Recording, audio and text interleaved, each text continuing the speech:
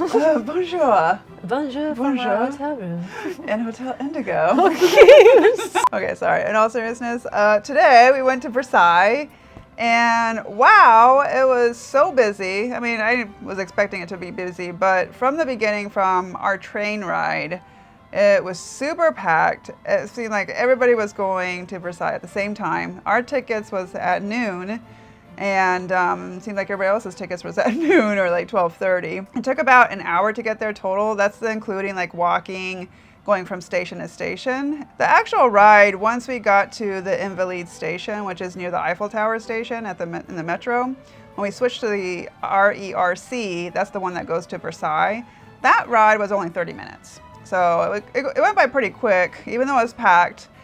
We did find a seat, but it was hot in there. So hot in there.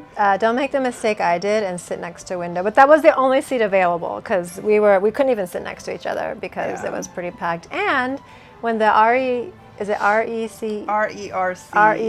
That train actually looks different from the metro trains. They're stacked. So even them being stacked, it was really busy. So So anyway, we did make it to Versailles, and they split the lines into like the hour that you're going in. So we were at 12 o'clock. There was another line for 12:30. I'm not sure if there was a 1 o'clock line or not, maybe. So initially, I wanted to start off at the Trianon Estates, but when I was trying to find the exit towards the garden, because you had to go through the gardens first to get to that estate area, one of the staff there had told us that no, once you exit the palace and you go to the gardens, you can't come back into the palace. So I was like, oh, okay. So we explored the palace first, or the chateau. And that was really neat. You know, we saw lots of portraits of all the people that used to live there. And of course the Hall of Mirrors, which is beautiful. Learned a little bit about, you know, King Henry XIV, Marie Antoinette. But I mean, if you don't have an audio guide or if you don't use their app, you're not going to get a lot of information because a lot of their plaques is very minimal. And it's only usually in French. I mean, there was some English on there, but the font was so small and it was like white on a lighter background, so it's kind of hard to read. And you know, there's a lot of people too, so if you're really keen on the history and you don't know much about it, it probably is a good idea to get the audio guide, although there was a long line for it. But so a majority of the people, I would say, did have an audio guide so they can learn a little bit more. But I actually knew a lot of the history anyway, since I watched Versailles, the show on Netflix, and it's actually a BBC show, I think. But then we also watched Marie Antoinette, and that tells a lot about the history of Versailles too, a little bit. So if you watch those two things, you do get a lot of history. And then I did every time I watch a movie or a show on something, I always do research afterwards, so I learn a little bit more. And it is fascinating history, so I highly suggest doing that before you go, like just learning a little bit about it. And then we exited and went into the gardens, and I wanted to initially get bikes, like rent bikes, because it's such a huge estate. Yes. Just walking from, you know, one end to the other is, I think, it's like miles, it's got to be like, you know, 5 miles maybe. But anyway, it's a lot to walk. So I thought we should get bikes. But to rent the bikes is like on the other side of the garden, so that was a long walk in itself. So we were like, I don't think we'll survive, because by the time we got out, it was already, I think, 2 o'clock probably, or 3, I forget. I think it was 2. So I was like hitting close to high 70s, low 80s, so, and the sun was beaming, so we knew we wouldn't last very long.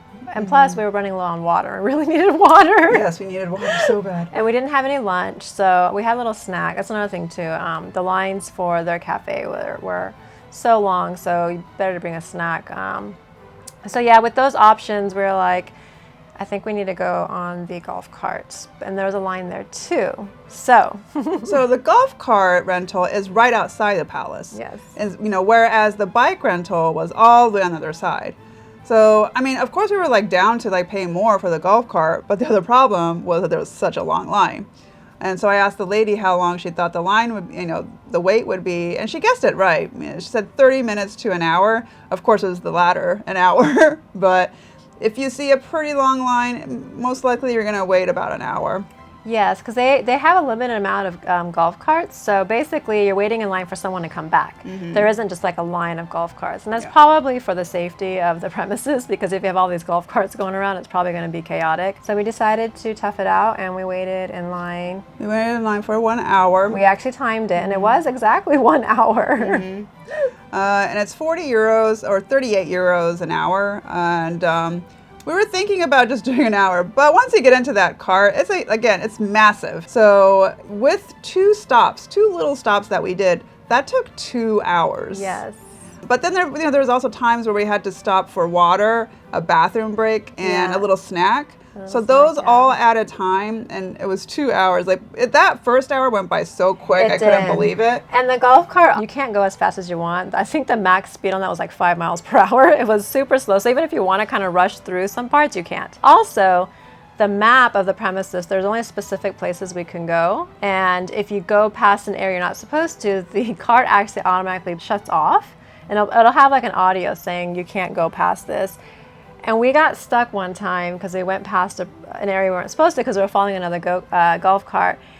And the battery shut off and we had to push the golf cart ourselves, and the other people did too. And I'm like, well, this is ridiculous. Like, what if you were by yourself? Anyways, it was a fiasco, but we made it out. And also, we got lost a couple times. But we weren't the only ones, because there were other people that were following us and like, what? Okay, where do we go? So that's another reason why it took some time. Yeah, you will get a map, and they do explain it to you like pretty well, like what you're supposed to do. But the premise is so large it's still hard to understand. It's really hard to understand once you get in there, because it's like a maze in this garden. It's huge. Yeah. I mean, yeah. There's it's very, this upside down. Oh, sorry. Anyways, but I was happy to see that we weren't the only ones getting lost, and weren't the only ones getting stuck. And anyways, that's why it also took more than an hour. Just those little mishaps kind of like set us back. But all in all, like, I think even if we didn't have those setbacks, we probably would have still spent more than an hour on the golf carts, just because of it's just so. I would say if you want to leisurely enjoy this golf cart, give yourself 3 hours. Yeah. At least. At least 3 hours. You are going to spend a little bit of money on these golf carts, but I think it's totally worth it, because you can explore so much more. I mean, it's not just the palace and the gardens. There's the Trianon Estate. So there's like three additional locations that you can check out, and those are beautiful too, because you get to check out Marie Antoinette's little palace, which is super cute, and we're Marie Antoinette fans. We really wanted to check out what was it called, the her little farm area. It's like the Queen's Hamlet, I think is what it was called. But we didn't have time for that. We ran out of time. And I wanted to see the Grand Trianon too. That's what she really wanted to see, but yeah, we just didn't have time for it. We couldn't believe how fast the 2 hours went. Yeah. So some tips: if you're going to go to the gardens and these other areas, make sure you get some sunblock or something to protect your skin, because I got burnt. Crystal got burnt. Waiting in that line because there's no shade anywhere. So, and my back was all open, so I really got burnt. I wasn't even thinking that I needed sunblock, so make sure you bring some of that. Make sure you have lots of water too, because they sell water, but at certain points, so you still have to walk quite a bit. You'll see a lot of solicitors selling water before the entrance, so you can get some water there. And then after, there's like some like little cafes in the palace, but there's long lines.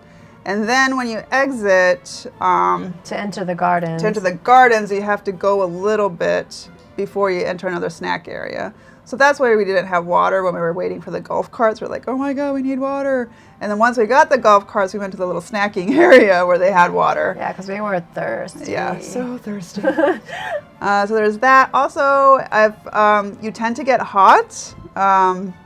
Maybe bring a little fan with you, because that will help you cool off a little bit. I was going to, but got lazy and decided not to bring it with me. But that would have been something great to have, because not only was it hot outside, but when you go on the trains, it is so hot. I feel like the trains were more unbearable for me, just because you're like touching other people, and like everyone's like sweaty, and it's like kind of stuffy in the train. So trains have no AC, so just keep that in mind. Or if they do, I cannot feel it.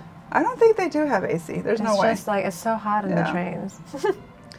But okay, so overall, we had a great time at Versailles. I am glad that I went. I've always wanted to go there. It's been on our bucket list, and we finally did it. So yeah, I do recommend, even though it's busy, I do recommend visiting Versailles. It's like wonderful there. Yeah, the palace part is really busy. But once you like get into the garden, because it's massive, it starts to spread out. So then you kind of have room to breathe. Yeah. It's just hot Yeah. if you go in the summer. But yeah, we were having a great time on the golf cart, riding around the gardens. I really enjoyed it, and it gave us a little break on our feet because we were standing up for like hours. Sure. So that was nice too. So yeah. So that was our day today.